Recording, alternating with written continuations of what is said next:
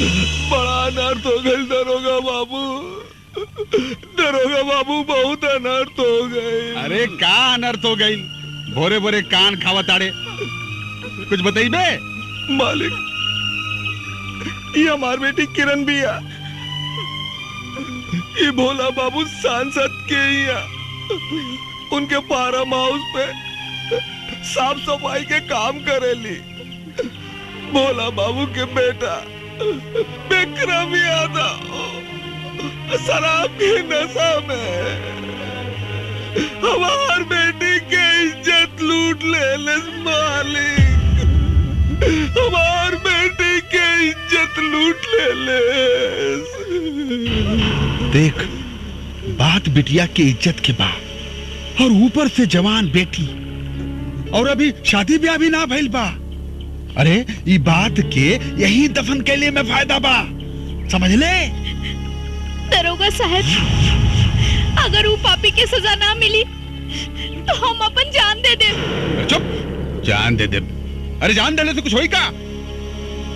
अरे देखा, विक्रम बाबू कोनो छोट मोटा आदमी नहीं खे। तू कहीं भी जो कुछ भी कर, उनका केहू कुछ बिगाड़ ना सकेला। एक काम करा, हीला 25,000 एकरा मुआवजा समझ के रख ले और कोनो डॉक्टर के पास जाके अच्छा से साफ सफाई करवा ले, बुझे? एकरा से हमार नौकरी भी बच जाई और तोहन दोनों का जानो भी बच जाई, बुझे? वाह दरोगा बाबू वाह, गरीब के इज्जत के खूब कीमत लगौली है। साहब, भगवान करे कि आपके जवान बेटी के साथ बलात्कार होके, तब आपके पता चली कि 25,000 रुपया के मुआवजा का होला और डॉक्टर से साफ करावे के मोल का होला। कुत्ता, कमीना, साला भाग यहाँ से। खुरम चला, तो के जहां जाके बोले के घूम घूम के बोल। साला भागा कहीं का, धन से भी गई और धर्म से भी गई। भागे से, चल चल चल भागे।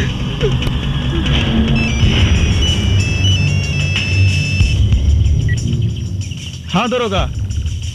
अरे वो साला तब 25,000 रुपया ठुकरा के चल गई। ज्यादा साले के।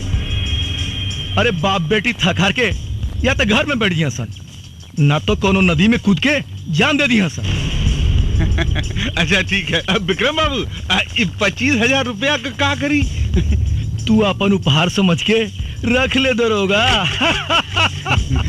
थैंक यू विक्रम बाबू। आज तो लगत बा कि हमन का पार्टी पक्की। कौन कलयुग आ गइल बा। गांधी सुभाष के देश में दिन दहाड़े अत्याचार हो रहे बा। अगर हमके इंसाफ ना मिली तो हम अपन जान दे दे। ना बेटी ना, जान तो ओकर जाई जे कुकर्म कैले बा। तोहरा का इंसाफ मिली। एसपी साहब ही सब का हो रहल बा। एक गरीब मजलूम बच्ची की इज्जत के तार तार हो गए और करे वाला जनप्रतिनिधि भोला यादव का बेटवा। और अत्याचार इतना कि FIR तक दर्ज ना भाई। भैया, एगो लड़की तोहरा आगे हाथ जोड़ के निवेदन करतारी, वो पापी के सजा दिलवाई। हम ओकरा के हाथ जोड़नी, पैर पकड़नी, रोईनी गिड़गिड़ाईनी, लेकिन वो हमरा के बर्बाद करके छोड़ दियलस। भैया, अगर वो पापी के सजा ना मिली तो हम आत्महत्या कर ले। आत्महत्या कर ले भैया। ए बहन, यहाँ आवा। तू हमके भाई कहलू है ना? हाँ। चिंता मत करा। थाना के नाम बतावा। गोविंदपुर थाना साहब। रामायण। जी सर। गोविंदपुर थाना में फोन लगावा। अरे हेलो, थाना गोविंदपुर। हाँ एसपी पवन सिंह बोल रहा हूँ। जी सर, बोलिए। तोहरा इलाका में एगो लड़की के बलात्कार हो गई, आ तू FIR तक ना लिखला।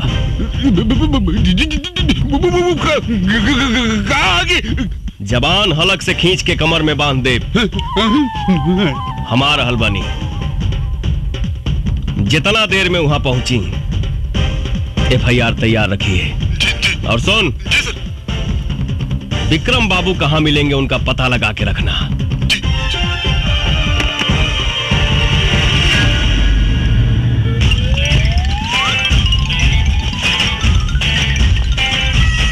अरे आज मर गए हम। अरे बाप रे बाप, ये विक्रम यादव के चक्कर में नौकरी गई हमार। का भइल? अरे भाई ना हो क्या वाला बा? अरे एसपी पवन सिंह आवा था। अरे वो अपनी बिटिया के लेके एसपी ऑफिस चल गए। अरे बाप रे बाप, मर गए आज।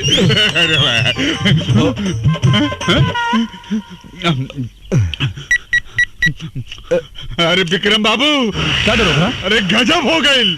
अरे वो लड़की एसपी साहब के पास पहुंच गई और एसपी साहब खुदा यहाँ आ रहा बाड़े।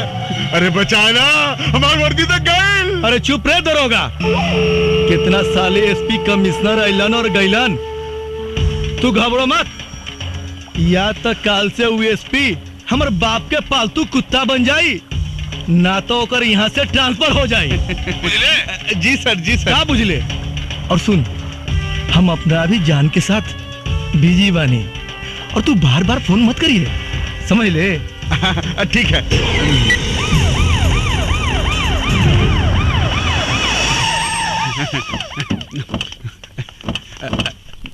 जय हिंद सर।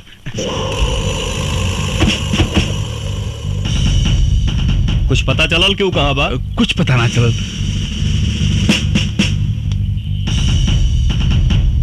ते FIR काहे ना लिख ले?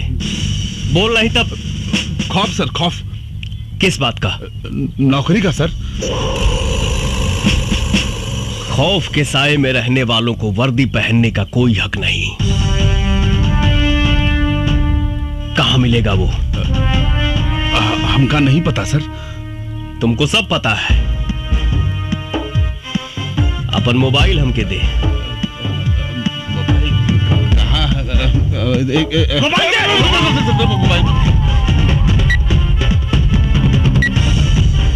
रामायण जी सर।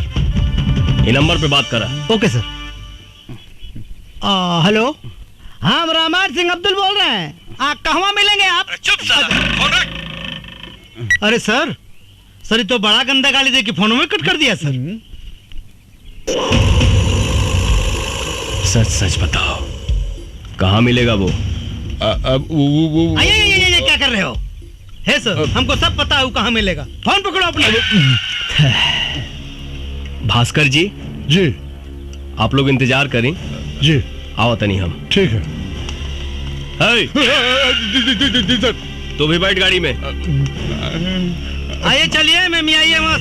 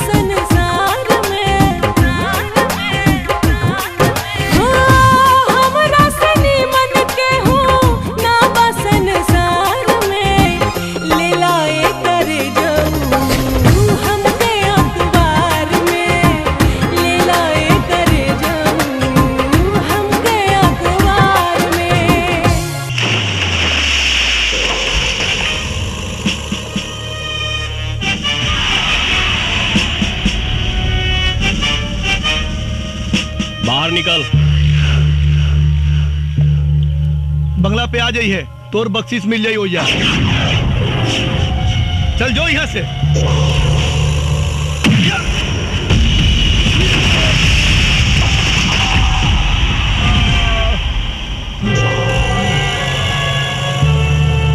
पवन सिंह बख्शीश लेबेला ना रे साला, देबेला।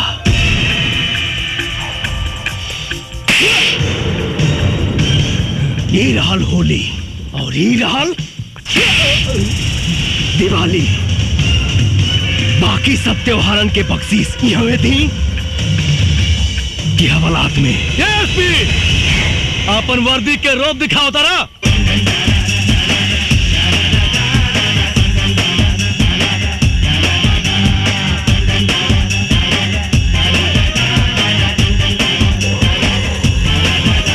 रहे अपना रंग में सितम से डरे ना, वादा करे तो निभा देला हो,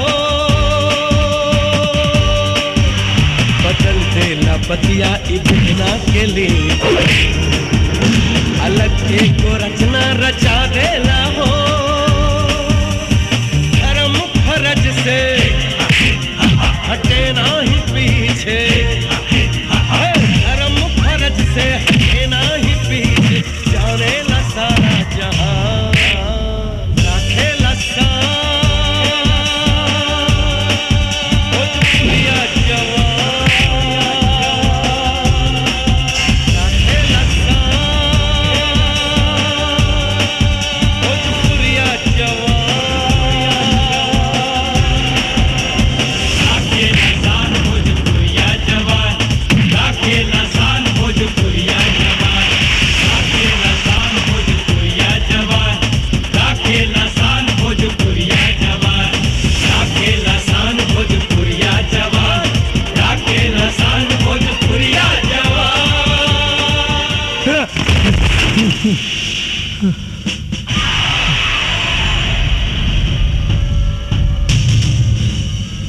तोरा जैसा नपुंसक के वर्दी पहने के कोनो अधिकार नहीं के। तोरा शरीर पर ही वर्दी शर्मिंदा हो रहा बा।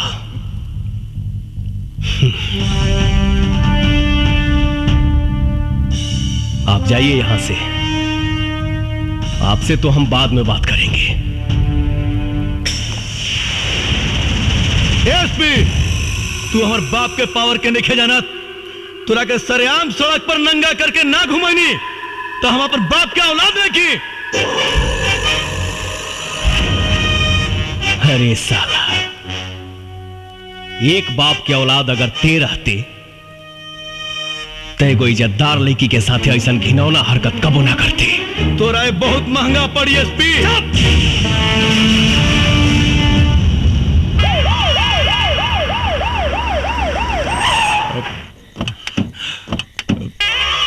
जैन सर, आपने जो कर दिखाया ना सर, आज तक मोतिहारी में कोई नहीं कर पाया सर। बाबूजी, विक्रम, इस साल हमरा के बहुत मरलक है बाबूजी। हमरा कपड़ा तक ना पहने दिलक है बाबूजी।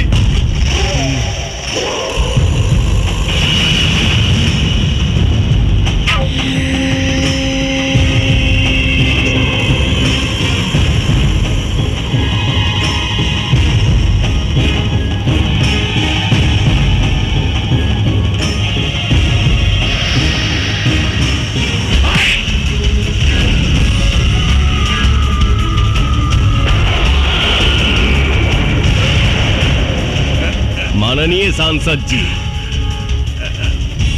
हथवा उखाड़ कर आपके पिछवाड़ा में घुसेड़ देंगे। लाइसेंसी गुंडा हैं हम, का समझे? तेरा हिम्मत कैसे भाई हमारा बेटा के अंदर करे के? कुकर्म कैले बा और बेटा कवन कुकर्म कैले बा? बलात्कार। बलात्कार? हाँ,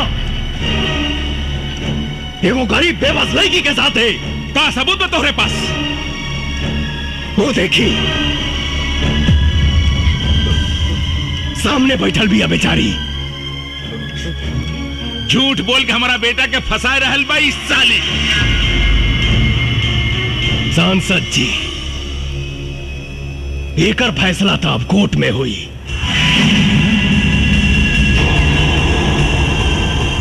तय हमारा बेटा के कोर्ट में ले जाइबे, भोला यादव के बेटा के कोर्ट में ले जाइबे। काहे? कानून भोला यादव के घर के नौकर हका? यही समझ ले। कल 10 बजे तक तोर सस्पेंशन लेटर तोरा टेबल पे होगी।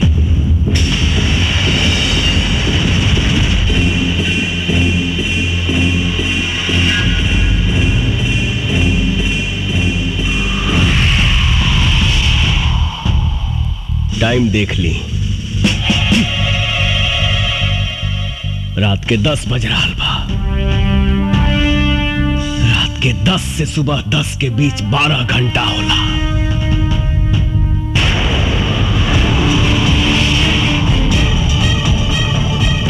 और ही 12 घंटा में घंटा के हुमाई के लाल नहीं थे जे हमरा के कार्रवाई करे से रोक ले। जय हमारा ट्रांसफर करवा दी, सस्पेंड करवा दी, जौन बुझाए तौन करवा दी। लेकिन ये 12 घंटा में हम रुआ बलात्कारी बेटा के वो हाल करब कि भविष्य में बलात्कार करना तो दूर, इसको मूतने के लिए भी शिलाजीत खाना पड़ेगा।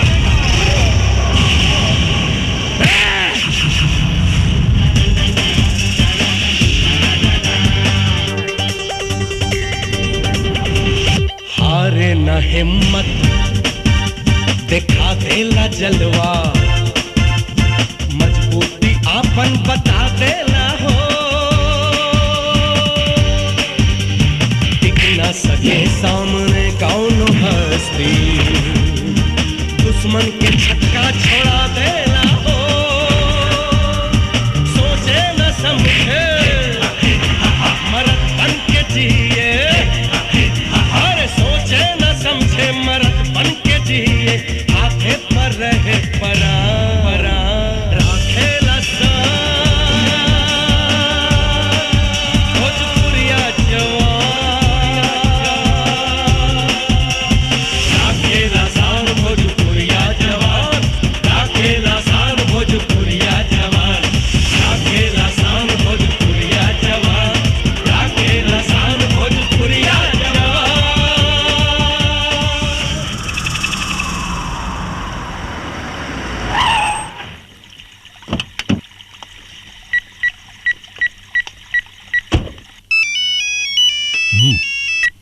प्रणाम नेताजी। अरे डीआईजी साहब, रउआ पटना में बैठल बानी और यहाँ एसपी पवन सिंह हमारा बेटा विक्रम के अरेस्ट करके गोविंदपुर थाना में बंद कैले बा। अरे जल्दी कुछ करी, न तो रात भर हमारा मुन्ना के टॉर्चर करी, टॉर्चर। जल्दी कुछ करी। का बात करता नहीं सर, वो साला की इतना हिम्मत रही, हम अब ये बात करता नहीं। अरे जे भी करे जल्दी करी, तत्काल। हाँ रउआ अकेले आ गइल बानी, हमर बिटवा कहाँ बा? कहा कि हमार बिटवा पता ना कुछ खाइल होई के ना, हमरा के अपन बेटवा चाहिए। अरे हम कोशिश कर रहे हलवानी, तोहार बेटवा 2 घंटे में तोरे पास आ जाई, तू घबरा मत। चल भीतर चला चला। नहीं रउआ अकेले घर आ गइल बानी। वो एसपी पता ना हमार बेटवा के का हाल करी। अरे तू चुप रहबू कि ना? देख लो ना, हम डीआईजी साहब से बात कैली ना, डीआईजी साहब से बात है। चला तोहार बेटवा हम कहता ना 2 घंटे में तोरे पास आ जाई। खामखा रोज हमार दिमाग खराब मत करा। चला हमके अपन बेटवा हाँ मिल जाई, 2 घंटे में तोहार बेटवा तोरे पास आ जाई। हम पूरी कोशिश कर रहे हलवानी। चला चला भीतर चला चला।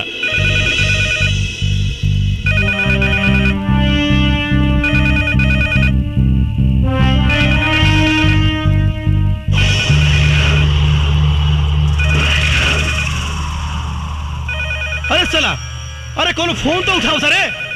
अरे वो फोन हमरा खातिर होता। अब तोरा पता चली तोरा औकात का बा, समझ ले एसपी। अरे फोन उठाओ। इतना रात के गुंडन के फोन आवेला, कोई फोन ना उठी। चल जो यहाँ से।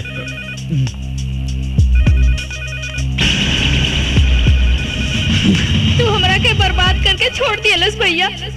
अगर वो पापी की सजा ना मिली तो हम आत्महत्या कर ले। 10 बजे तक तोर सस्पेंशन लेटर तोरा टेबल पे होगी।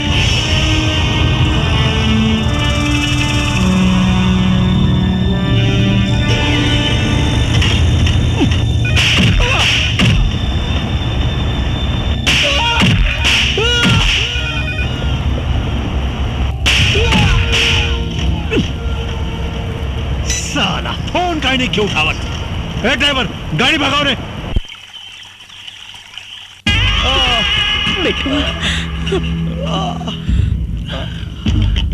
हम अपन मुन्ना के शरीर पे बचपन से लेके आज तक एक खरोच भी बर्दाश्त ना कैली, और उस साला मादर जात 2 पैसा का औकात वाला एसपी हमरा मुन्ना के शरीर पे इतना घाव दिलस ना।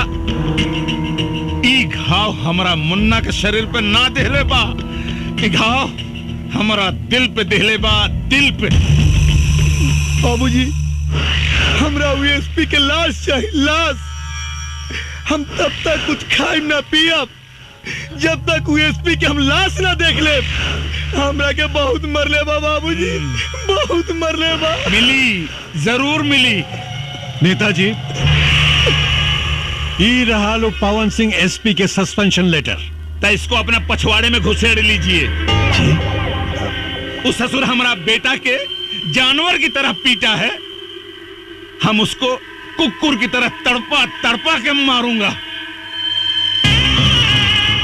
डीआईजी, अब उसका ना तो सस्पेंशन होगा और ना ही ट्रांसफर। अब वही मोतिहारी में रहेगा और उसकी सजा हम मुकर्रर करूंगा। हम अरे ऐसी हालात पैदा करूंगा कि उस साला मौत मांगेगा, मौत तो नहीं मिलेगी, मिलेगी तो बस तबाही, तबाही, तबाही। बाबूजी, उस साले के हम मारो साले के बाबूजी। ना मुन्ना ना, ओकरी मौत के तमाशा तो पूरा मोतिहारी देखी। डीआईजी साहब, एसपी की छवि मोतिहारी से लेके बिहार विधानसभा तक हीरो के बन गई बा। अरे वो पब्लिक के नजर में एगो मसीहा बन चुकल बा। रउआ कुछ करी। सर, हम रउआ से वादा करता नहीं कि हम तब तक आपके अपन शक्ल ना दिखाई जब तक हम राउर अपमान के बदला ना ले ले। सर, हमरा के भी माफ करिए। हमरा के एसपी बंधक बना लिया था सरकार। तो जाइए, हमारा अपमान के बदला जितना जल्दी हो सके हमको दिलाइए, ना तो हम अपना अपमान के आग में पवन सिंह के साथे साथे तोहनी दोनों के भी जलाकर राख कर दे। बुझला? सर बुलाया आपने? हाँ रामायण जी सर। बैठा। ठीक है सर। बैठा ना। थैंक यू सर। रामायण जी सर। परसों हम 1 हफ्ते के लिए अपने घर जा रहे हैं। 4 दिन बाद तुमको भी आना है। सर कोई खास बात सर? 28 तारीख के हमार शादी बा। अरे सर, ये तो बड़ी खुशी की बात है सर। दुर्गा माई चाहेंगी तो अल्लाह सब ठीक करेंगे। जी सर, हम जरूर आएंगे सर।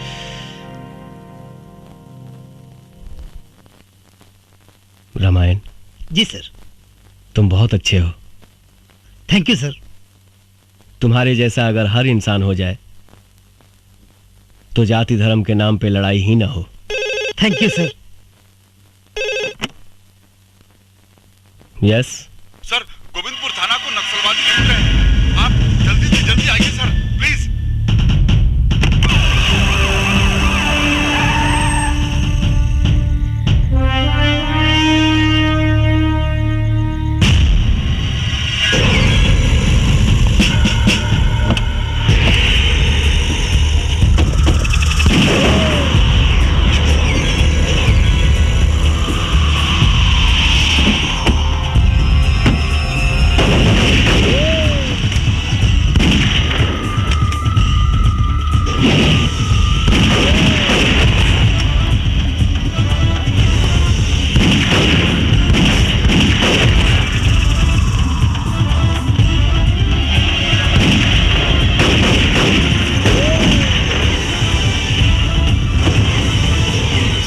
गजब उगल सर, सब हवलदार मारे गए सर, सारा हथियार गाड़ी में रख दिया। तते मुंह का देखा तारे पोजीशन ले। हाँ। रामायण जी सर।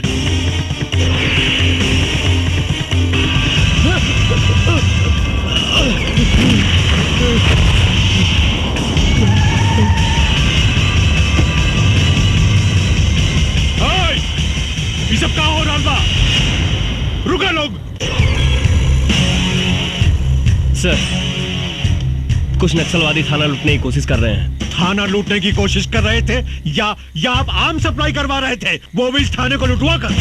क्या बात कर रहे हैं सर? ठीक कह रहा हूं मैं। ये दरोगा ने आकर मुझे सब कुछ बता दिया है। बकवास मत करिए सर। साले चोर, तेरी ईमानदारी का पर्दा फाश हो चुका है आम सप्लायर। सरकार 50 लाख रुपया दिले बनी कि हथियार से भरल ट्रक निकाले खातिर। विश्वास ना होके तो चेक कर ली इनके गाड़ी। दारोगा। जी सर। जाकर इसकी गाड़ी की तलाशी लो। ओके सर।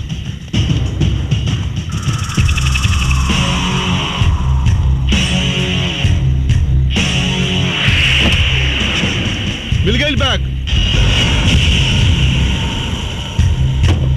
सर ये देखिए, ये है बैग।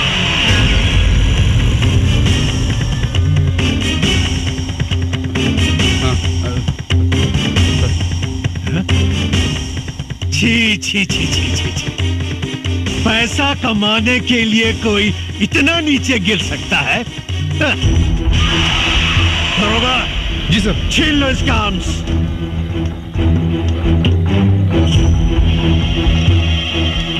अमर जी, गिरफ्तार करो इस देशद्रोही को।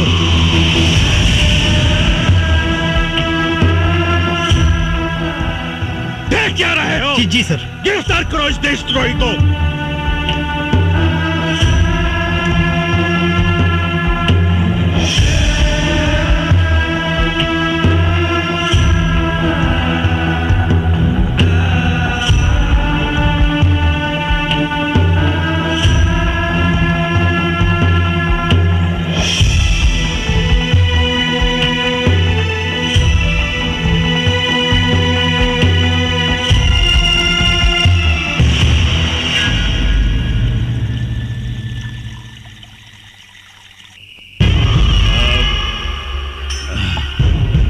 डीआईजी साहब, भाई आज हमारा करेजा के ठंडक मिलल। लेकिन हमारा आत्मा के शांति वो दिन मिली जौना दिन हम एसपी पवन सिंह के कुत्ता के मौत मारब। कुत्ता के। नेताजी, वह दिन जल्दी आ जाई जब एसपी पवन सिंह अपन अपमान के आग में खुद भस्म हो जाई। नेताजी, आज हमारा लोग के बड़ा खुशी के दिन बा। हाँ। ये खुशी में चार तब लगी का? जब कोई जश्न वचन हो जाए। हे दरोगा, दारू पिया दारू, जश्न भी होई भाई। दारू पिया। चढ़ल जवानी अजब रोग धैलास, आठो पहरिया ई सतावत बा। नेताजी बुझी ना के भाषा, कर जवे करे जा कुहकावत बा।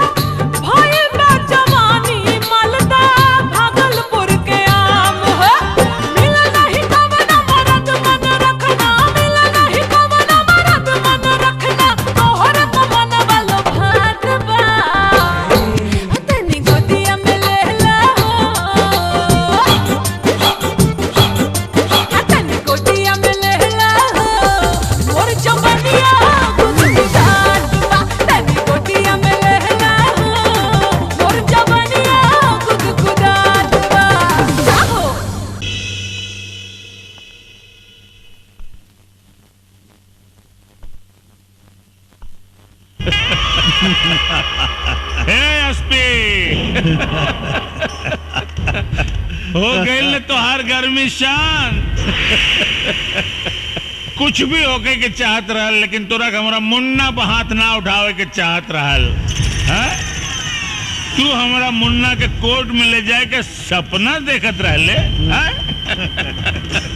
हाँ, सपना तो सच हो गई। अब कोर्ट में मुन्ना ना, तू जाइबे, तू और कटघरा में भी तू ही खड़ा रहबे। डीआईजी साहब देखली ना, एसपी पवन सिंह के हीरो से जीरो बना देली। चुप! अरे साला तोर गर्मी तो हम ठंडा करब हम। तू चिंता मत कर, कल जब तू कोर्ट से छुटबे ना तो जेल में ना पहुंचबे। जवन जनता तोरा के भगवान मानत रहल ना, वह जनता तोरी जान के दुश्मन बनी। हे एसपी, अब तोर मौत भीड़ में होके भीड़ में। जाना तारे काहे से कि वो भीड़ में हमरा अपना आदमी रहेंगे, जवन तोरा काम तमाम करी है। चली डीआईजी साहब, चली रहुआ, चली डीआईजी साहब। ये वर्दी के कलंकित मत करी, नहीं तो पुलिस और दलाल में कोनो अंतर ना रह जाए। साला देशद्रोही। दरोगा जी सर। ड्यूटी मुस्तैदी से होवे के चाहिए। हाँ। और कौनो कीमत पर दरवाजा ना खोले के चाहिए, बुझला? हाँ।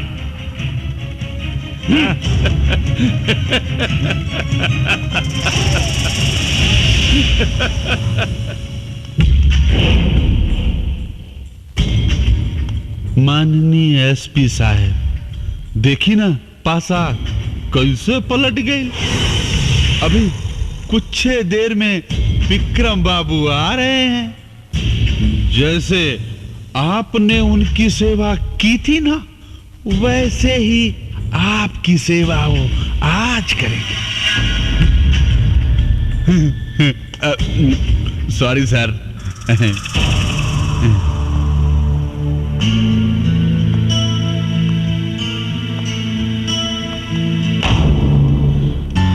साहब,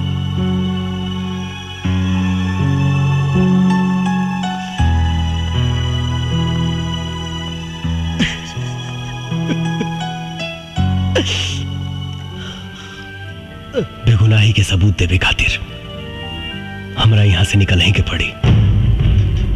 रामायण, कसम हमके निकाल यहां से, न तो ये साला हमके खत्म कर दिए सन। साहब आप चिंता मत करिए साहब, अल्लाह चाहिए तो दुर्गा माई सब ठीक कर दिए साहब। रामायण, क्या खुसर पुसर चल रहा है? खुसर फुसर क्या चलेगा सर, साहब को खाना देने आए। ठीक है साहब, खाना खा लीजिए। ना रामायण, आपकी भाभी ने बड़े प्यार से भेजा है सर, खा लीजिएगा प्लीज।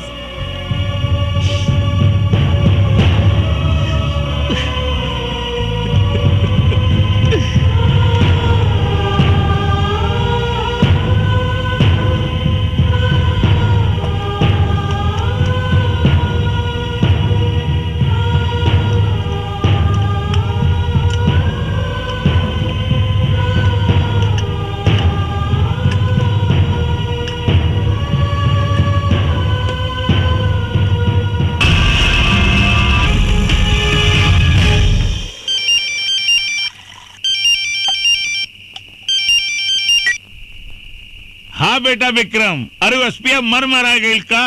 अरे मार मार के सारे का हाथ गोड़ तोड़ दी है, छोड़िए मत। अरे क्या मारी बाबूजी? अरे केकरा के मारी? ऊ साला एसपी तो ताला तोड़ के भागिल बा। भाग गई? हाँ बाबूजी। अरे पीछा कर सारे के, गोली मार दे, बचे के ना चाहिए। हम बढ़िया होता नहीं, हम बढ़िया होता नहीं। हाँ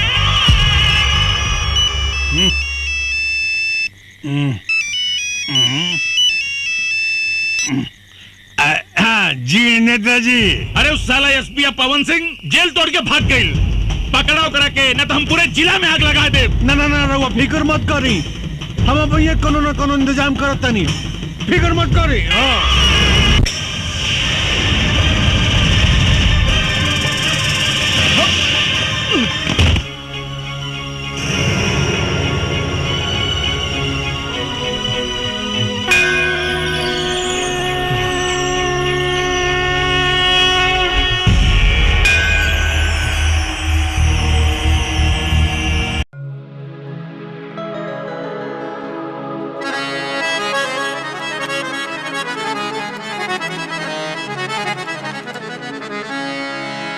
असुर के अंश आदमी में शक्तिशाली बा। तोहरा धरती पर भ्रष्टाचार के हरियाली बा। दे द तलवार बाघ शक्ति मारी सब हन के। मधु कैटब से आजो देश नहीं खाली बा। पूछे दिल बघावा के ओ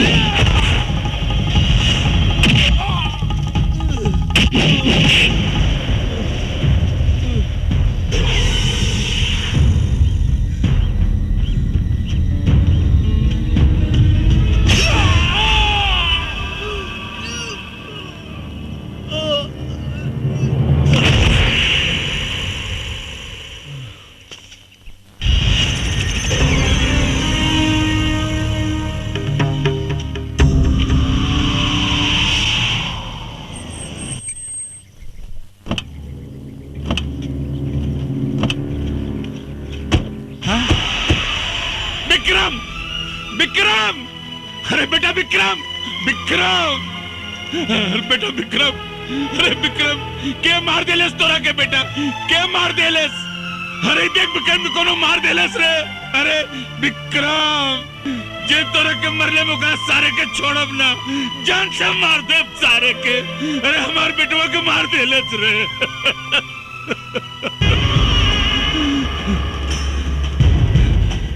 एसपी पवन सिंह, हम तोरा के जान से मार दे सारे, हम तोरा के ना छोड़ा।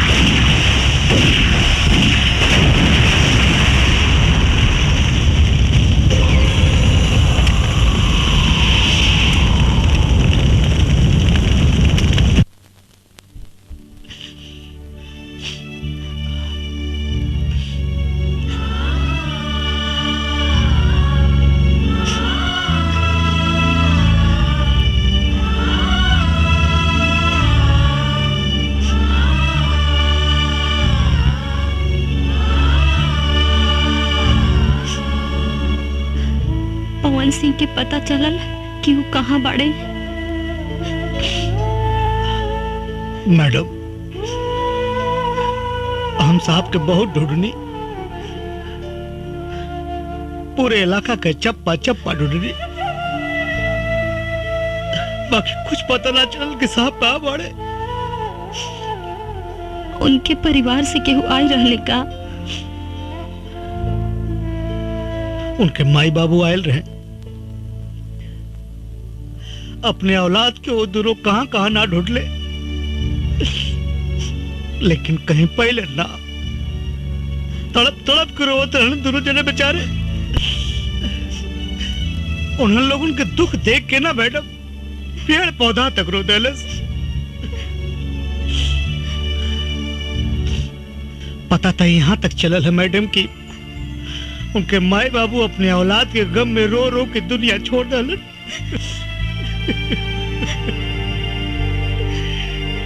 आखिर पवन सिंह गईले कहाँ? कुछ पता ना मैडम, लोग कहे कि मर गए पवन सिंह। नहीं, मेरा पवन कभी नहीं मर सकता।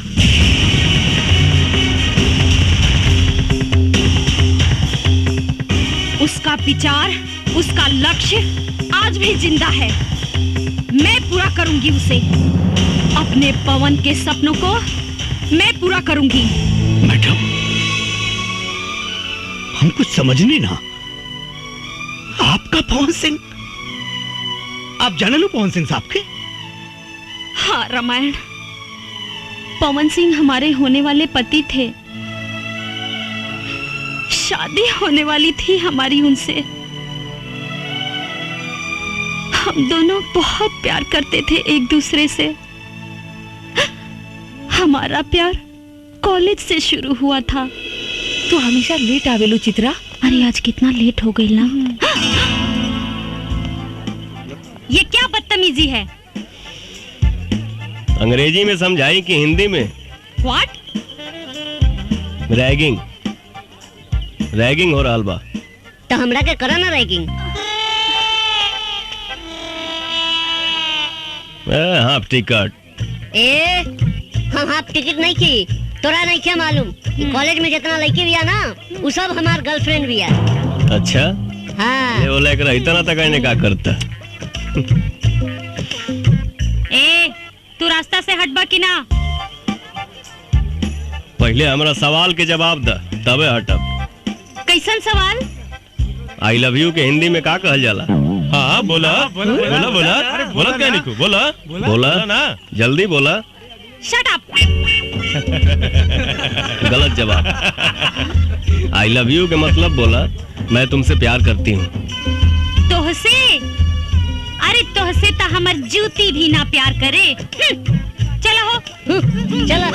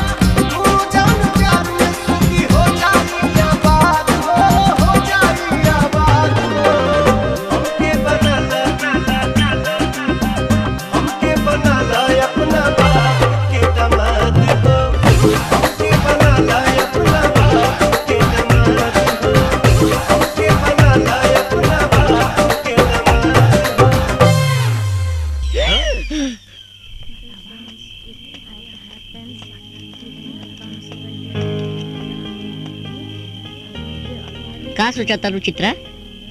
वो लड़का के बारे में इतना सोचा तारू तू? एक बात कही छोटू। हाँ बोला। वो लड़का सही मायने में मर्द बा। वो लड़का तोरा कहीं दिल चुरा के तो ना ले गई? हमरो कुछ ऐसे नहीं बुझाता। अब तो लागता कि हमरे के कुछ करे के पड़ी। तू चला हमरा साथे, चला। कहाँ? चला ना, सब बतावता नहीं, चला।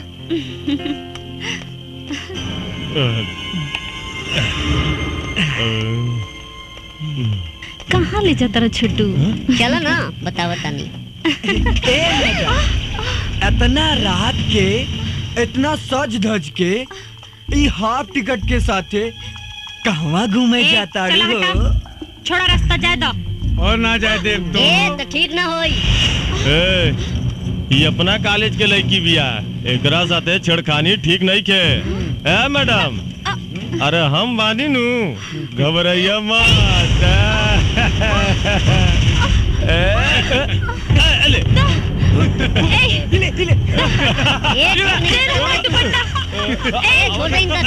अच्छा ना हुई रे, दुपट्टा दे दे रे।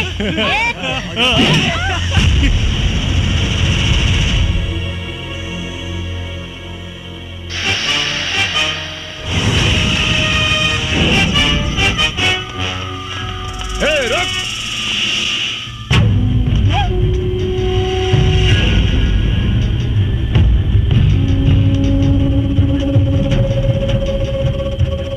कॉलेज में पढ़ाई करे आइल बड़ा लोग, पढ़ाई करा जा, लड़की बाजी ना। अबे साले, लड़की देखी नहीं कि आगे हीरो बननी।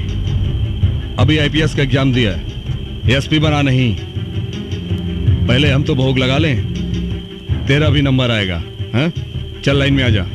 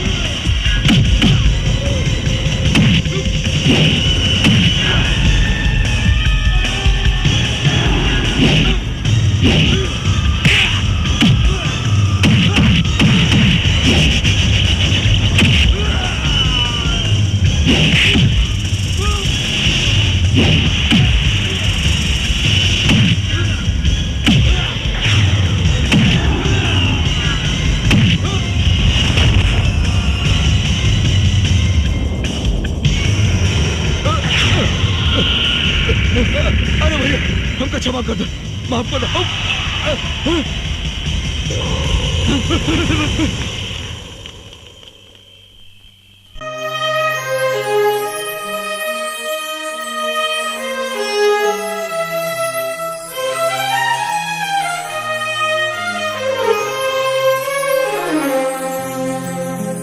जहिया से प्यार भइल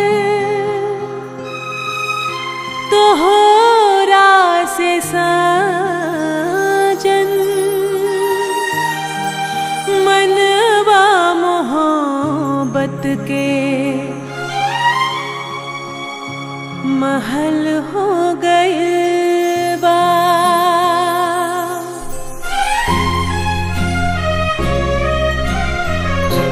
जहिया से प्यार भइल तोहरा से साजन, मनवा मोहब्बत के महल हो गइल बा। जिंदगी के दरिया लहर मार लागल, अरमान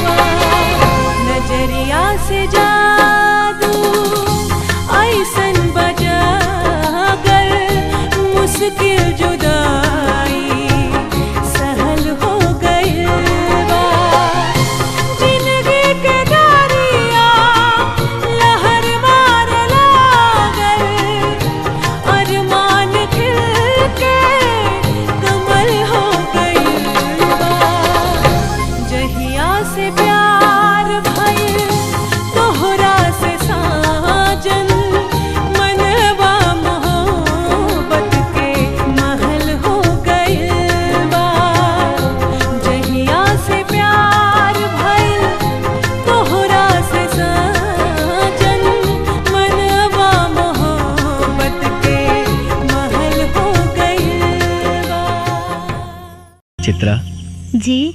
हमार ट्रेनिंग तो पूरा हो गई। अब तू अपन पढ़ाई पूरा करके वकील बन जा। हमरा तोहरा से शादी करे के बा। शादी कैला से पहले बाबूजी से बात करे के पड़ी। अच्छा जी, ठीक बा। बस तोहर पढ़ाई पूरा हो जाए और हम कुछ दिन चार्ज लेके अपन ड्यूटी संभाल ली। ओकरा बाद तो हम तोहरा बाबूजी या माई से हाथ मांगे जरूर आई। मन तो करता कि हम हूँ रउआ साथे चली, लेकिन का करी, समाज के इतना बंधन बा।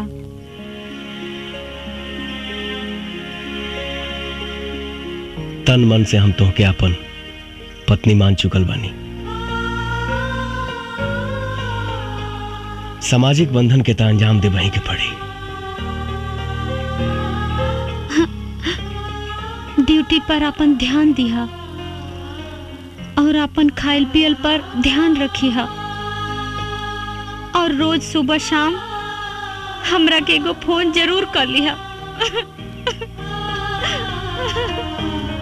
ठीक बा। I love you. I love you too. मेरे पवन को दर दर भटकने पे मजबूर करने वाले लोगों को तड़पा तड़पा के मारूंगी। उसके अधूरे सपने को मैं पूरा करूंगी। एगो बात बतावा रामायण जी। लखिया के कोनो तस्वीर बा का? ना मैडम, आज ले लखिया की कोई सूरत नहीं के देखलस। मैडम, वो तो गरीबन का मसीहा हो, चोरी छिपे हर गरीबन का मदद करेला। और मैडम एक बात हो, आज ले ओकरे बंदूक का गोले की निर्दोष के ना लागल, वो वही का मरलस जे मरे का हकदार रहल। कुछ भी हो, न्याय अन्याय कोई कानून के काम हो, लखिया के ना। अब हम अपन जंग वो कमीना लखिया के मौत से शुरू करब, मौत से।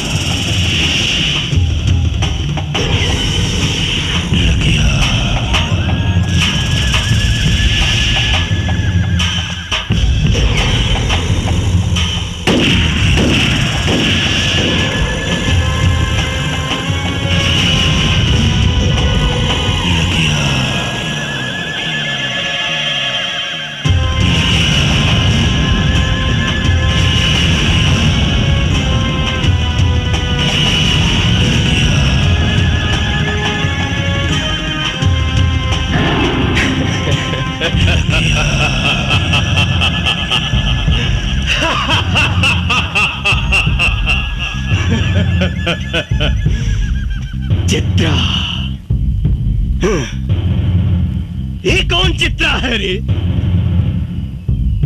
एक चित्रा वो थी जो मेरी जान थी, और ये दूसरी चित्रा कौन है जो मेरी जान की दुश्मन बनी हुई है?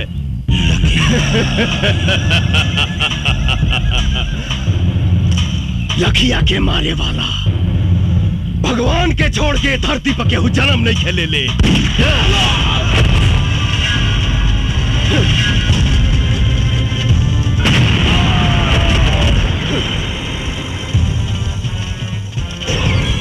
पुलिस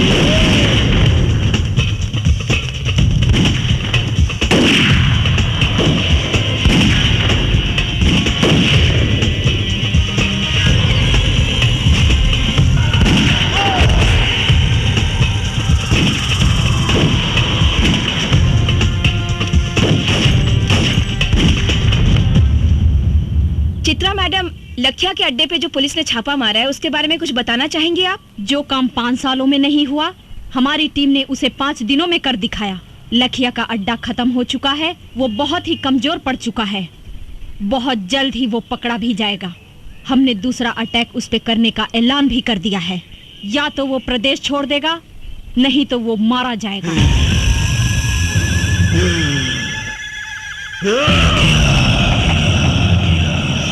मरेगा, सब मरेगा।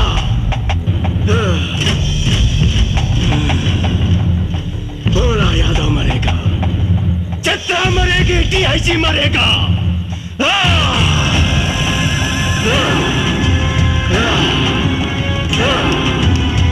24 घंटा के अंदर मुझे जितना चाहिए।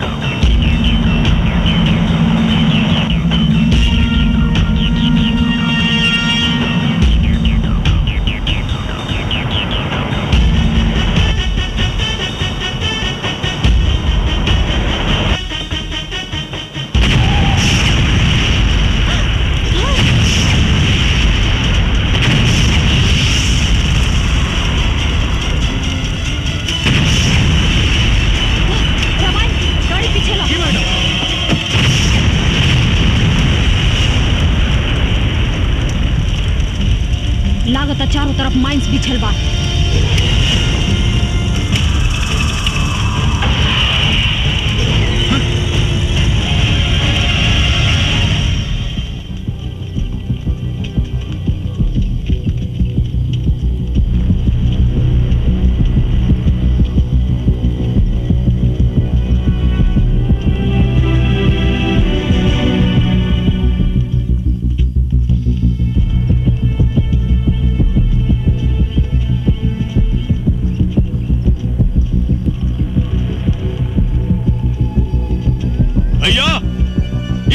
शिकार आ गई।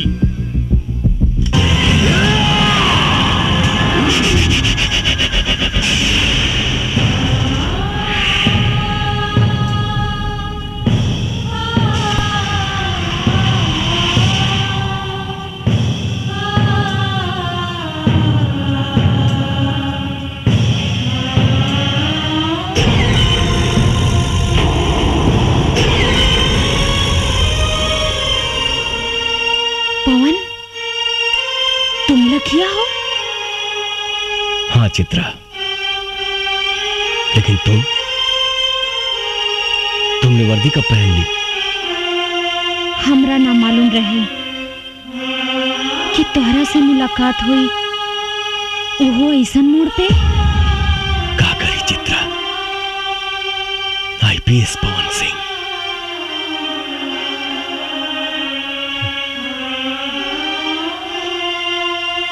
हालात हमके नक्सलवादी बना देलस। हमरा भी तो हर अधूरा सपना पूरा करेला वर्दी पहने पे मजबूर होके के पड़ल पवन। लेकिन पवन, कम से कम एक बार तो हमरा बारे में सोचता। अरे कम से कम एक बार हमरा से तू मिले तो आई रहता। जहिया से प्यार भइल तोहरा से साजन, मनवा मोहब्बत के महल हो गइल बा। जिंदगी के दरिया लहर मार लागल, अरमान खिल के कमल हो गइल बा। कैसे थी चित्रा, अपना माथा पर कलंक के टीका लगा के। अपना चित्रा पे तो भरोसा रखती हैं आप। वो तो आज भी बा।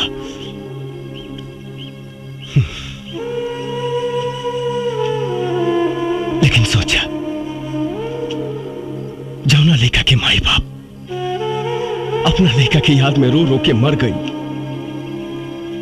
और वो अभागा अपना माई बाबूजी के चिता में आग तक ना लगा पौलस। हम तोहरा के काम होते गई थी, मर गई एसपी पवन सिंह। नया जन्म भइल बा हमार। लखिया हई हम, लखिया। लेकिन एकर अंजाम के परवाह मौका करेला, मर्द ना। तू हमार हीरो बाड़ा पवन। हम चाहतानी कि तू सरेंडर कर दा। हम तहरा के बेगुनाह साबित करवाई।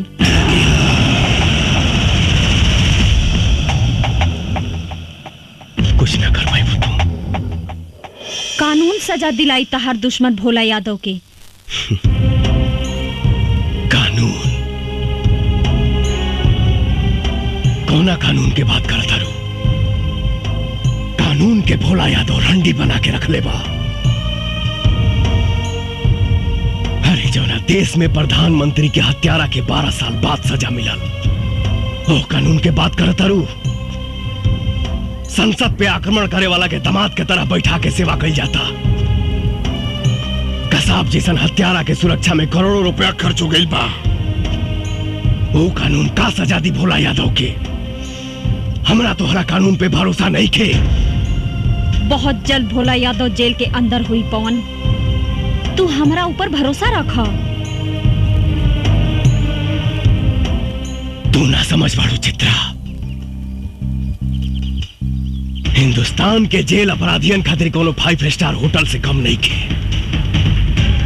शायद तोहरा मालूम नहीं खे, इस देश में 25,000 ऐसे अपराधी हैं जो जेल के अंदर से अपना कारोबार चलाते हैं। 2500 अपराधी जेल के अंदर से किसी न किसी मंत्री या सांसद के लिए काम करते हैं। 250 अपराधी जेल के अंदर से चुनाव लड़ते हैं और 25 ऐसे अपराधी हैं जो जेल के अंदर से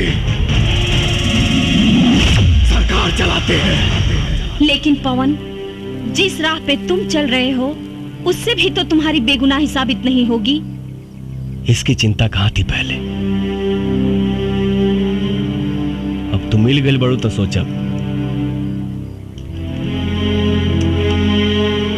अगर तू चाहता रू कि हम अपने आप के सरेंडर कर दी तो हमके 48 घंटा के समय दा। हम वादा करत नहीं कि अपने आप के कानून के हवाले कर दे, लेकिन भोला यादव के खत्म करके। ठीक बा पवन, बाकी जाए से पहले तू हमार मांग भर दा। कहे से कि कानून के राह में शायद तू हमार गोली के निशाना बन जा और हम तहर विधवा बन के जियल चाहता नहीं। कैसे तुहार मांग भर दे चित्रा? हम तुहार सौतन लाइल बानी। सौतन? हाँ, एकरा से बियाह कइले बानी हम।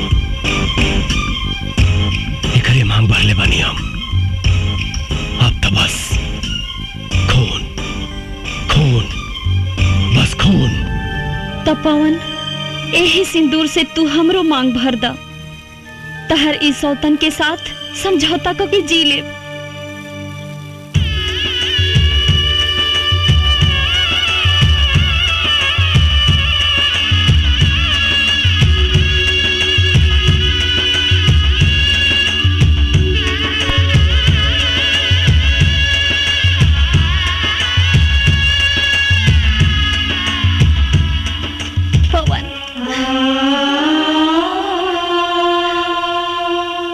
एसपी चित्रा, आप जहां कहीं भी हो हमें सिग्नल दें। पुलिस चारों तरफ से जंगल को घेर चुकी है। आप हमें सुन रही है तो सिग्नल दीजिए। बहुत देर से देखत बानी तोहन का प्रेम लीला। अब पुलिस आ गई बा। तोहन के कहानी खत्म। ए चित्रा, तनिक भी चालाकी के लेकर कोशिश कैली तो तोहन के लव स्टोरी का द एंड यही हो जाई।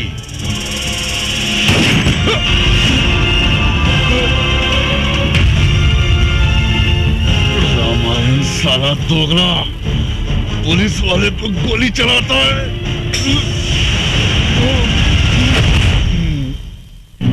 क्या करें दरोगा साहब, हम तो जन्मजात दोगले हैं, लेकिन एक बात याद रखिएगा, रमार सिंह अब्दुल सब कुछ कर सकता है, देश के साथ गद्दारी नहीं। और तुम साले गद्दार हो।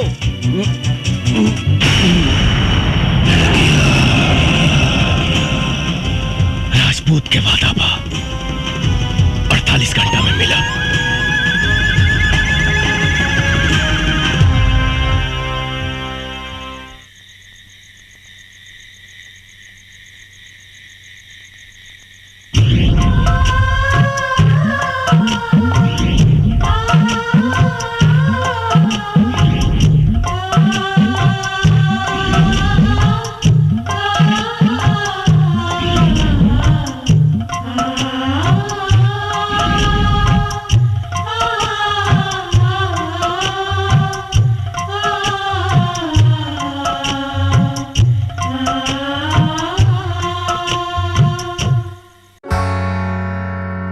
आसमान से उतर के एगो चांद आ गइल बा, तोहरा से मिलन हमार बड़ी भाग से भइल बा।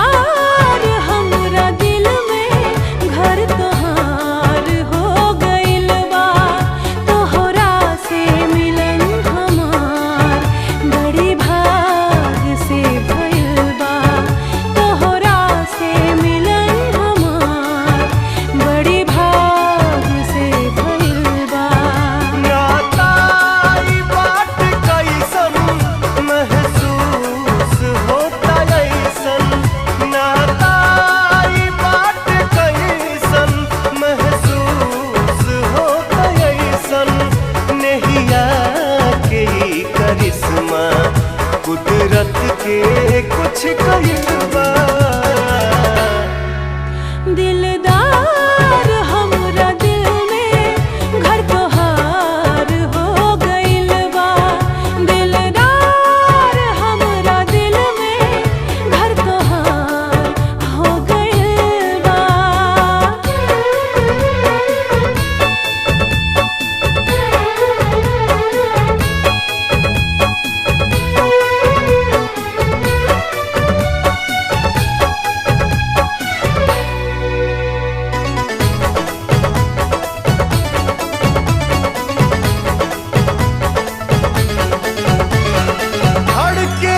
तोहरे नामे दिन रात हमरी छतिया, पलकन से होला हर पल चाहत के सारी बतिया।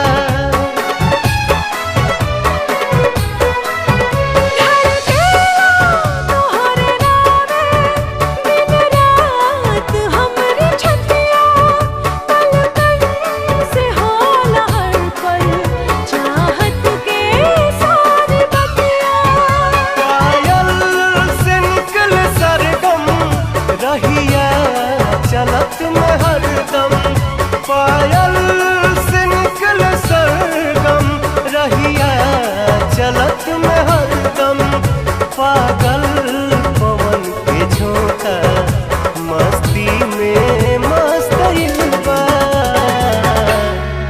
हो दिलदार हमरा दिल में घर तोहार हो गइल बा, दिलदार हमरा दिल में घर तोहार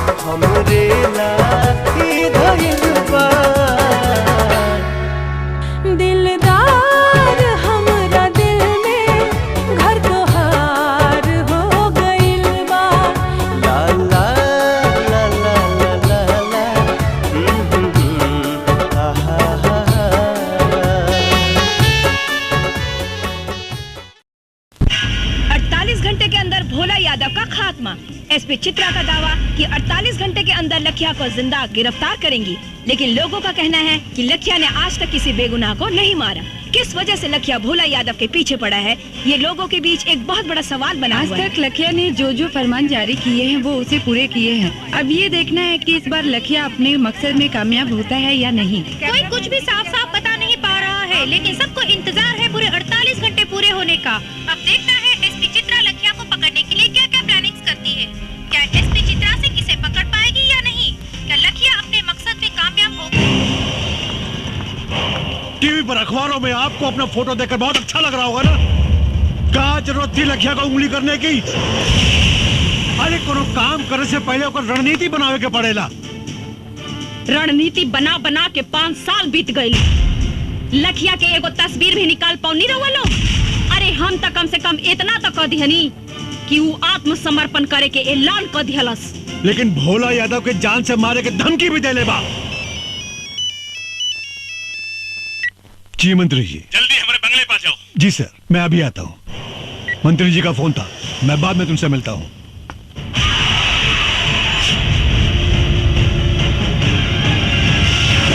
नेताजी शहर के पूरे दीवार पर लिखा गईल बा और पर्चा भी बटा गईल बा। 48 घंटा के अंदर लखिया रउआ के खत्म कर दी और फिर पुलिस में आत्मसमर्पण करी। हमारा बहुत डर लागत बा।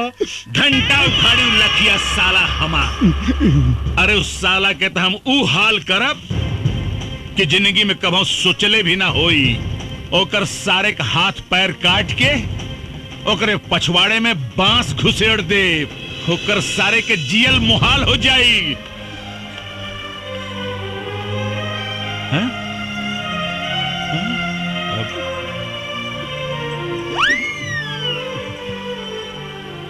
अरे का कह रहल बाड़ू?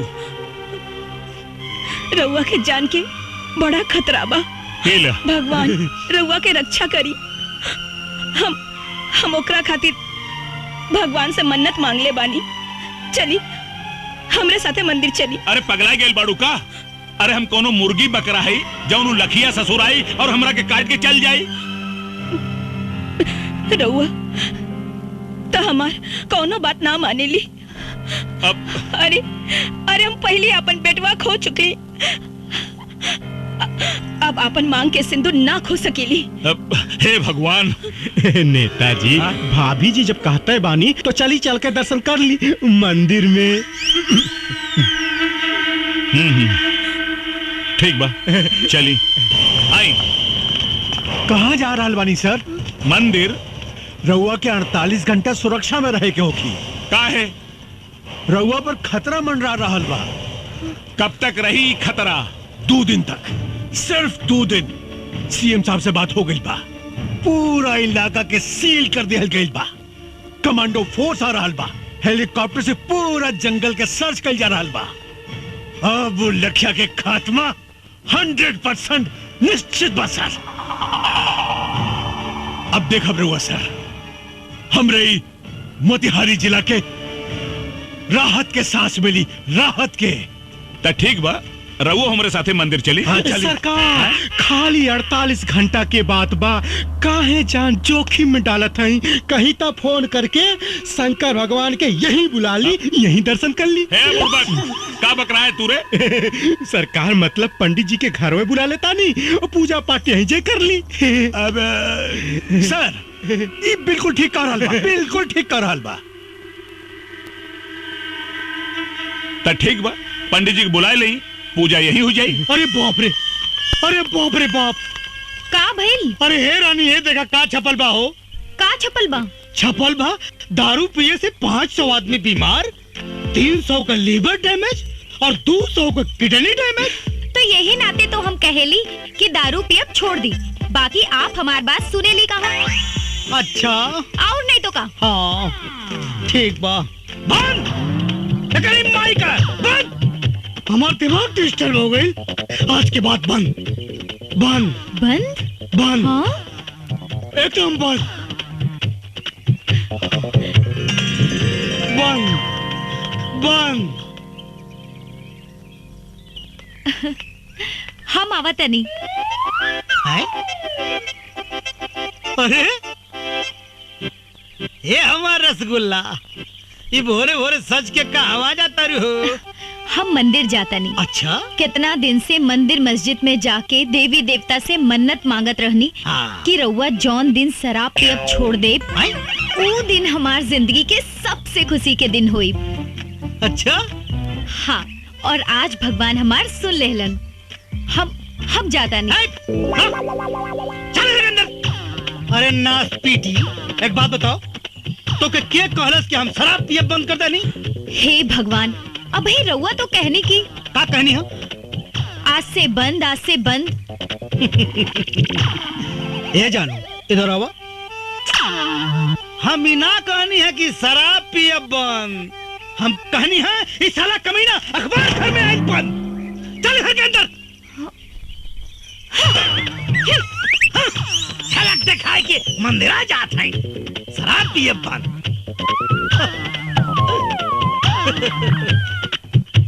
जियला अगर जरूरी बा तो पियला बहुत जरूरी बा।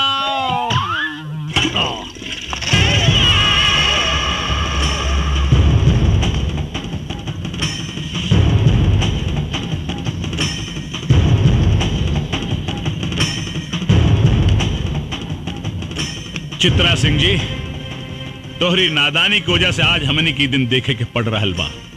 अरे हमारा के तो पूरा विश्वास बा कि तोहार और लखिया के कोनो जरूर साठ गांठ बा। ई तो वक्ते बताई नेताजी कि केकरा से साठ गांठ बा। लखिया कोनो चीन और अमेरिका से हथियार ना मंगावेला। ये तो आप लोगों का शासन प्रशासन ही इतना कमजोर है कि आप लोगों के हथियार से आप लोगों से ही लड़ रहा है। चित्रा! चिल्लाई मत, खाली जवाब दी। अगर लखिया पुलिस से टक्कर ले रहल बा तो ओकरा पास हथियार आवेला कहां से? तुम्हारे कहने का मतलब है कि प्रशासन उसे हथियार सप्लाई करता है? जी हाँ, शासन प्रशासन के कुछ गद्दार लोग जिनका पर्दाफाश बहुत जल्द होगा।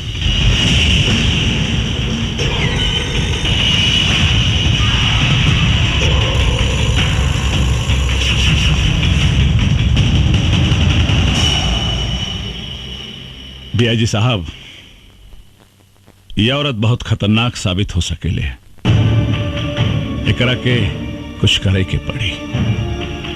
सर आप चिंता मत करी, एक करता हम वो हाल करब कि केहो के जिंदगी भर मुंह दिखाए लायक न रह जाए।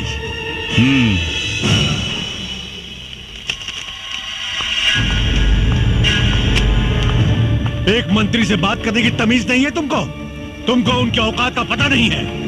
मुझे बहुत अच्छी तरह पता है सर उनकी औकात।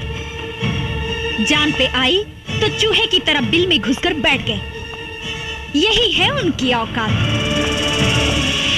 तुम्हें मालूम है वो तुम्हारा क्या कर सकते हैं? वर्दी उतरवा सकते हैं बस, और वर्दी का डर आप जैसे भड़ुओं को है, हमको नहीं। चिल्लाइए मत। आप जैसे गद्दार पुलिस ऑफिसर की वजह से पनपता है ये आतंक, होती है अराजकता। वरना पुलिस अपने पे आ जाए तो अपराधी अपराध करने के बारे में सोचने से पहले ही मूत देगा। तुम हद से ज्यादा बढ़ रही हो चित्रा। यही हद तो हमको बार बार रोकता है सर, वरना आप जैसे गद्दार पुलिस ऑफिसर खाकी की शान को खादी के जूतों तले रौंद कर उसकी गरिमा को धूल में मिला रहे हैं। तुम मुझ पर इल्जाम लगा रही हो। बिल्कुल सर। जब कोई पुलिस ऑफिसर ईमानदारी से काम करता है, अपने काम को अंजाम देता है, तो नेताओं के एक इशारे पे आप लोग या तो उसका ट्रांसफर करवा देते हैं और नहीं तो उसकी वर्दी उतरवाकर खूंटी पर टंगवा देते हैं। तुमको इस बात का अंदाजा है कि तुम किससे बात कर रही हो? जी हाँ, एक पुलिस ऑफिसर कम, दलाल ज्यादा हैं आप। उतरवा दूंगा तुम्हारी मैं वर्दी चित्रा। आप क्या उतरवाएंगे वर्दी को? अरे भाड़ में जाए ऐसी वर्दी जिसे पहनकर घुटन महसूस होती हो। इंतजार कीजिए, 48 घंटे में ये वर्दी आपके सामने होगी। लेकिन इसी 48 घंटे में मैं आपको दिखाऊंगी कि वर्दी की ताकत क्या होती है। लखिया को जिंदा मैं पकड़ कर लाऊंगी, ये मेरा वादा है। असली बाप के औलाद हैं तो भोला यादव को बचा कर दिखाओ।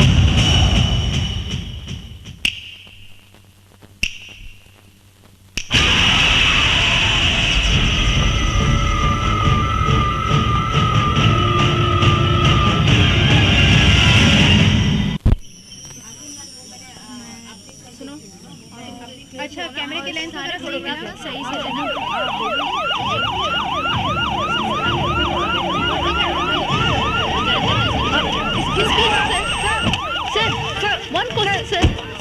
साहब, आप भोला यादव की सुरक्षा के लिए क्या व्यवस्था किए हैं? भोला यादव की सुरक्षा पूरी तरह से हो रही है। परिंदा पर भी नहीं मार सकता। लेकिन कब तक? बहुत जल्द हम लखिया को जड़ से खत्म कर देंगे। हमारी पूरी पुलिस फोर्स लखिया को युद्ध स्तर पर ढूंढ रही है। आप लोग चिंता मत कीजिए, बहुत जल्द हम आप लोगों को एक गुड न्यूज देने वाले हैं। लखिया का खात्मा तो होकर रहेगा, मैं उसे खत्म कर दूंगा। एक्सक्यूज मी सर। एसपी चित्रा सिंह जी, कहाँ बा लखिया? लखिया तो जंगल में छिपल बा। फिर तू यहाँ का कर रहल बाड़ू है? बतावे आइल बनी कि मुस्तैद रहिया बड़ा ही खतरनाक खिलाड़ी बा लखिया। आंख से सुरमा निकाल लेवेला और आंख के पता भी ना चलेला। लखिया के खाल खिंचवा के ओकरा में भूसा भरवा दे। तू हमरा के चीन्हे लो ना। ये तो वक्ते बताई कि के केकरा के खाल खिंचवाई। तहरा बात में तो लखिया के प्रति बड़ा हमदर्दी दिखाई देता। ई राउर आंख के दोष बा, राउर नजर खराब हो गई बा, चश्मा लगवा ली। तभी से बात करा। और एक बात याद रखा, 2 घंटा बचल बा तारा के लखिया के गिरफ्तार करे में। अगर तू गिरफ्तार ना कैलू तो तोहार भी हम हुए हाल करब। जवन एसपी पवन सिंह के कैनी यही ना? चुप काहे हो गई?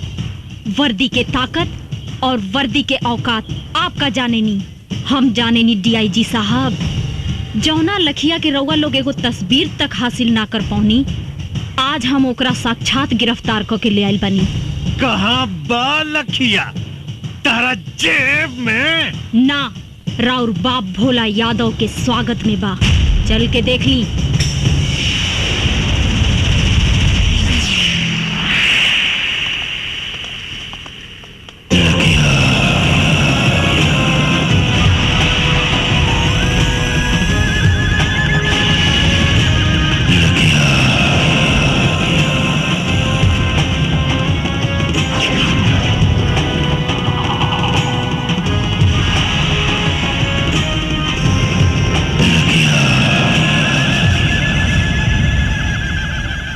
आइए सर, आइए, स्वागत है आपका। का भइल सर? हमके जिंदा देख के करंट लाग गइल का? ढेर मत सोची,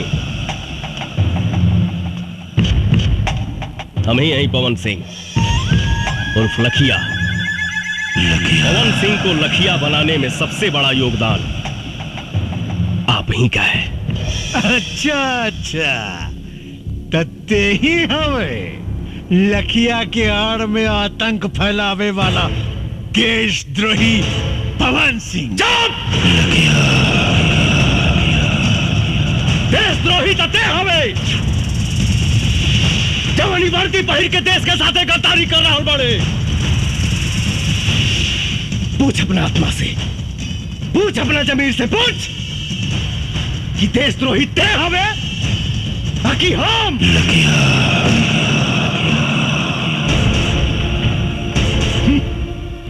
रस्सी जल गई मगर ऐठन ना गई। अगर तोरा भोला यादव के भड़ुआ गिरी ही करे के रहे तई वर्दी उतार के करते। पवन सिंह चिल्लाओ मत, वरना सारा कहानी 1 सेकंड में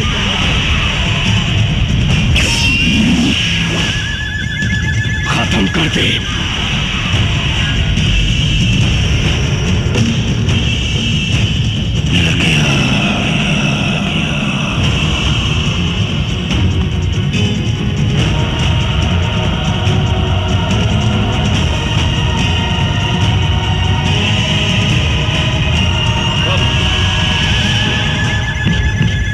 साला खाकी पहन के गांधी जी के अपमान कर रहा बड़े, और ये साला खाकी पहन के पुलिस का अपमान कर रहा बा। पवन सिंह, ये बंदर लेखा गुलाटी मारल बंद कर और अपना आदमी से क्या कि हथियार फेंक दे, नहीं तो तू सब लगन के मौत आज सुनिश्चित बा।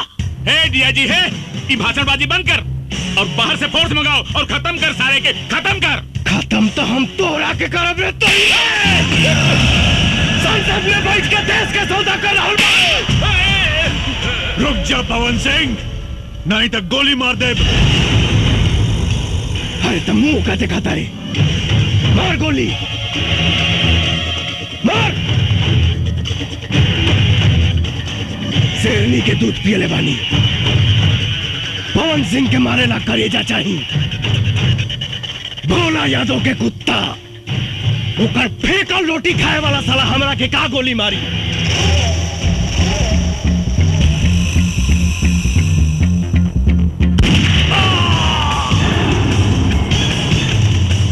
पवन सिंह, ये तुम ठीक नहीं कर रहे हो।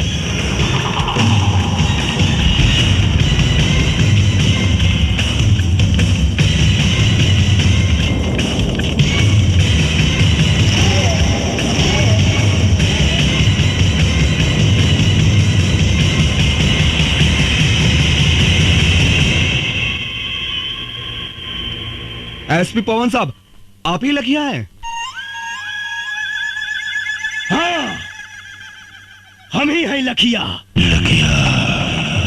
पर हमरा पर गोली चलावे से पहले अपना आत्मा से पूछ ली सभे कि जकरा पर वो असली गोली चलावे जा रहल बानी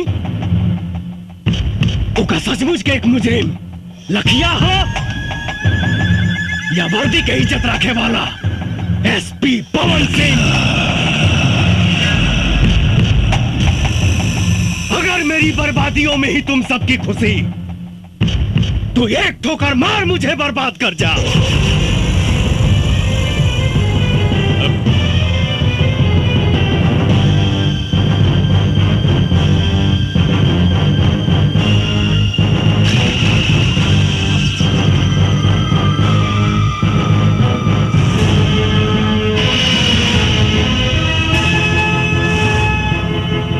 सर, हमने आपके जैसा ईमानदार पुलिस ऑफिसर नहीं देखा सर।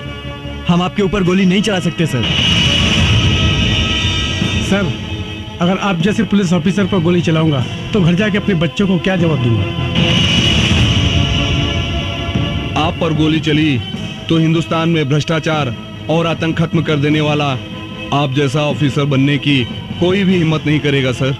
बंद करो ये बकवास। It's my order, shoot him. Sorry sir, हमें लखिया को मारने का आदेश मिला है, एसपी पवन सिंह को नहीं।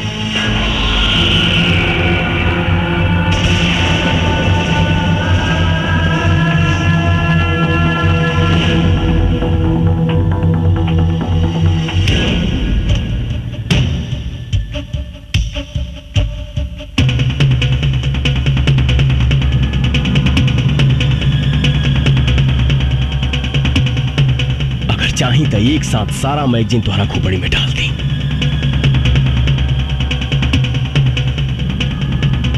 लेकिन सर, आपकी मौत समस्या का समाधान नहीं, समस्या है भ्रष्टाचार, आतंक, और इसे हम पुलिस वाले ही खत्म करेंगे।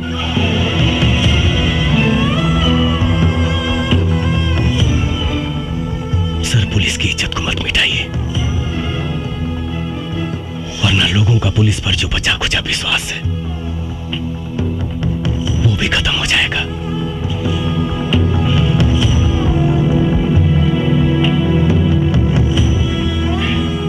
आपकी आने वाली पीढ़ी थूकेगी आप पर। सर, मैं ही अकेला भारत मां का बेटा नहीं हूं,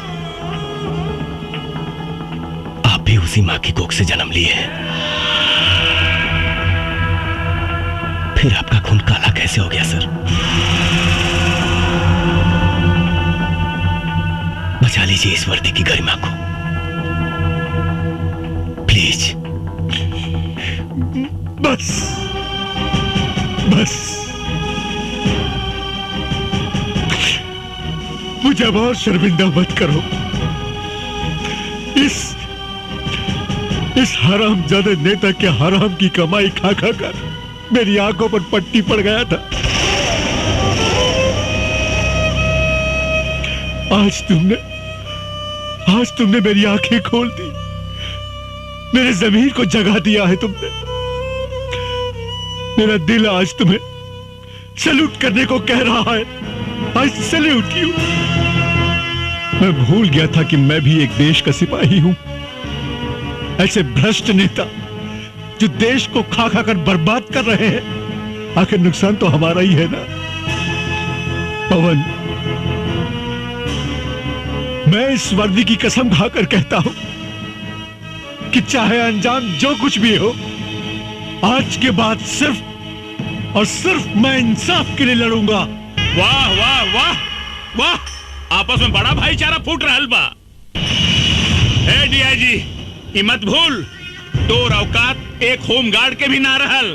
तोरा के डीआईजी हम बनौली हम। अगर हम तोरा के बना सकीला ना तो तोरा के मिटा भी सकीला। हमारा से गद्दारी तोरा के बहुत भारी पड़ी।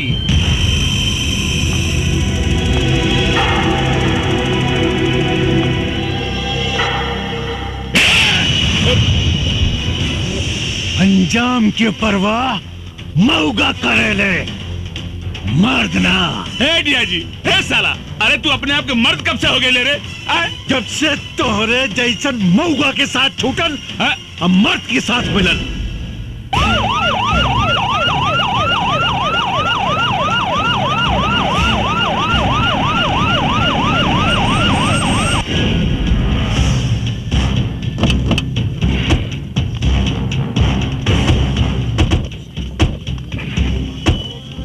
पवन, बहुत अच्छा हो गई। सीएम साहब खुद आ गए। आज पूरा देश लाइव देखी कि देश के भ्रष्ट नेता कैसे देश के सौदा करेले।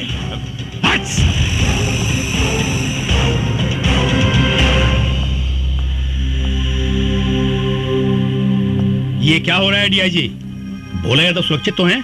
जी सर, भोला यादव बिल्कुल सुरक्षित है, लेकिन लखिया ने उन्हें अपने कब्जे में ले लिया है। और एक बात सर, जिसे सुनकर आप सब लोगों को आश्चर्य होगा, लखिया और कोई नहीं, एसपी पवन सिंह ही है। क्या बकवास कर रहे हो?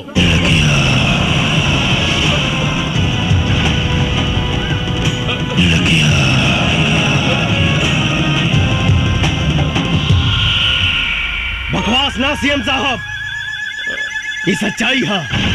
जी हाँ सर, भोला यादव के कहने पर ही मैंने थाना लुटवाने का नाटक किया। पवन सिंह की गाड़ी में मैंने ही पैसे रखवाए।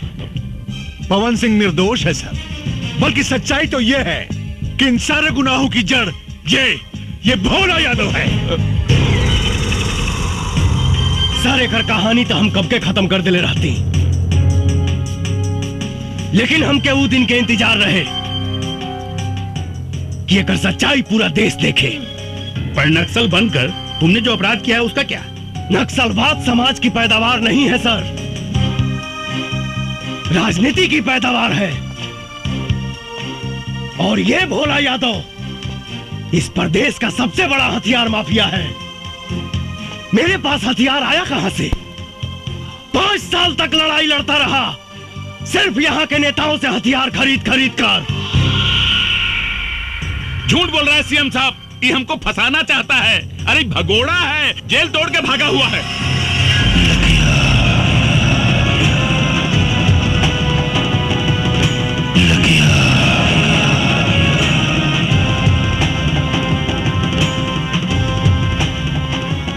तोरा झूठ और सच के फैसला था अभी। सीटी करी लो रामायण। पवन, तुम अपने आप को कानून के हवाले कर दो और भोला यादव को छोड़ दो। मैं तुम्हें पूरा विश्वास दिलाता हूँ, कानून तुम्हारे साथ इंसाफ जरूर करेगा। कानून भोला यादव के घर में झाड़ू लगावेला सर। कानून का सजा दे ये कि जिस भोला यादव की आप बात कर रहे हैं, आज से 25 साल पहले चाय की दुकान पे चाय बनाता था, एक हत्या के जुर्म में अंदर गया, बाहर आते ही प्रधान बना, ब्लॉक प्रमुख बना, विधायक बना और देखते ही देखते सांसद बन गया। कौन जानता है, हो सकता है कल को सीएम बने, परसों प्रधानमंत्री। क्या इस देश को हत्यारे चलाएंगे सर? सर, सरकार ने इसको 1 लाख की सैलरी और एक बंगला दिया है, लेकिन इसके पास 500 करोड़ की प्रॉपर्टी कहां से आई, किसी ने जानने की कोशिश की? नहीं। क्यों? सर, सच्चाई तो यह है कि इस देश को खतरा पाकिस्तान से नहीं, इस देश को खतरा चीन और जापान से नहीं, इस देश को खतरा है तो सिर्फ और सिर्फ यहाँ के नेताओं से है।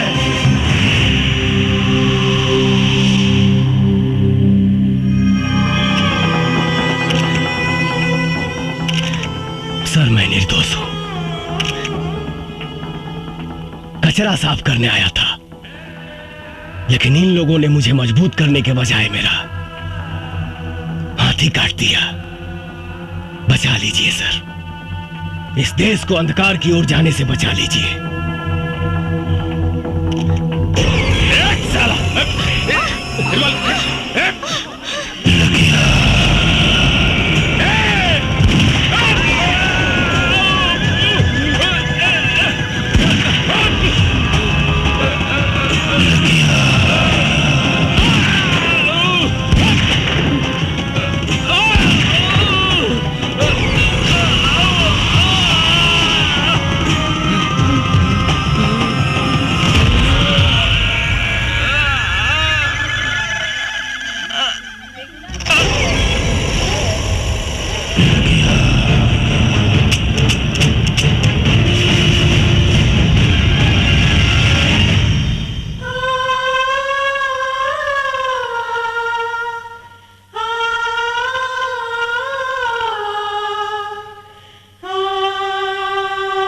एसपी पवन सिंह ने वर्दी न पहनकर भी वर्दी वाला काम किया है।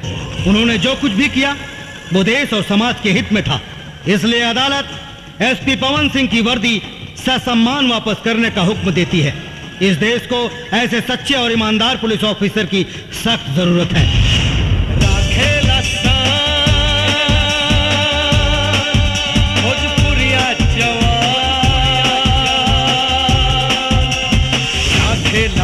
भोजपुरिया जवान राखेला शान, भोजपुरी